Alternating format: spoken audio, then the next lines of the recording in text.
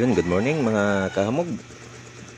Ay, thank you Lord na wala yung sinasabi nila na bagyo na dalawang sunod. At ito, magandang sikat ng araw at nakapagpamalingki tayo kanina ng maayos kasi kahapon maulan. Sobrang ng ulan kahapon ng madaling araw kaya hindi ako nakapagpamili. Ngayon mga kahamog, paki-share at paki-subscribe na rin ang aking YouTube channel. Ayan, ganito lang po ang ating hanap buhay ngayon. Tayo po ay magugulay lang. Kailangan nating gumising ng maaga para makapagpamili ng ating mga paninda.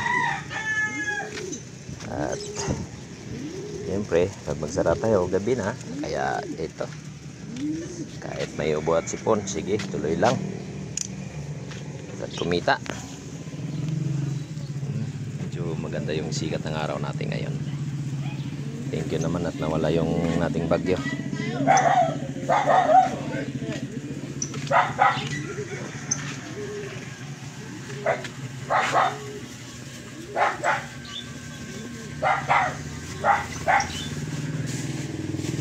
Napagalitan mo na naman yung sama mo. Ganda ang bagong la. Bagong uli. Sabaw ka ma. Bigyan mo lang kalamansi ma. Ano?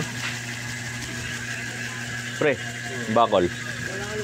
Bakit pa lang eh. Kahit talbos lang yung pitsay, pwede na yan. O, saan pupunta yun? Hinahin.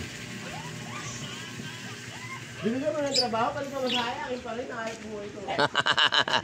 Ganon talaga, ikaporman.